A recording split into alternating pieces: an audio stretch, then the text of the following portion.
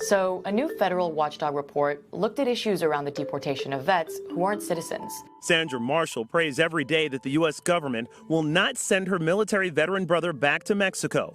We have people here in Tijuana, Mexico, that are multiple recipients of the Bronze Star for heroism. Hundreds of non-citizen veterans now finding themselves deported. With all the tension around immigration, I decided to go through it and see what the Government Accountability Office found.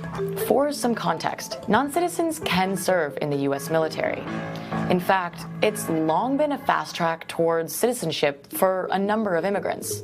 Between 2013 and 2018, more than 44,000 non-citizens enlisted in the military, according to Department of Defense data. But that's becoming less and less the case. According to the report, applications for naturalization have declined sharply since President Trump took office, largely because of a number of new policies that have made it harder for non-citizens to join the military.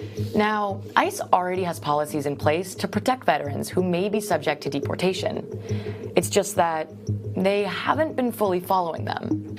According to the GAO report, Immigration and Customs Enforcement, quote, does not know exactly how many veterans have been placed in removal proceedings or removed, or if their cases have been handled according to ICE's policies. So first, what are these policies?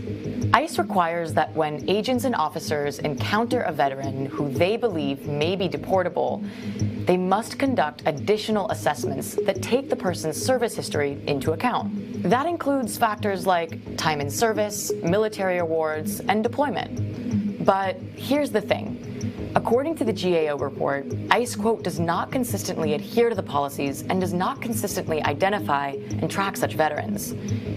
GAO found that ICE placed at least 250 veterans in deportation procedures over the last 5 years. But that number could actually be much higher because they don't actually have a proper system for tracking vets. According to the report, quote, none of the 3 ICE components who encounter veterans maintain complete electronic data on the veterans they identify. ICE policies also require agents and officers to get higher-up approval to proceed with deportation. And yet, the report found that for the nearly 90 vets who were deported from 2013 to 2018, agents failed to get the required management approval in 21% of their cases.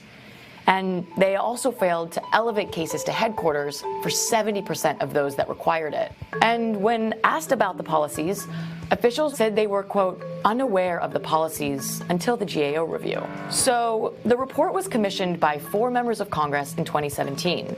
Among them, Rep. Mark Takano, a California Democrat who chairs the House Veterans Affairs Committee, wrote a letter to ICE demanding changes. Of this letter, he said, quote, we cannot allow non-citizen veterans to fall through the cracks of our broken immigration system. The watchdog also recommended that ICE make the following changes, including building an electronic database of veterans in deportation proceedings, and taking steps to ensure that officers are properly identifying and documenting when an immigrant they encounter is a veteran. So the Department of Homeland Security agreed with the GAO's findings and recommendations to, quote, develop a policy or revise its current policies to identify and document veterans and to collect and maintain complete data on veterans.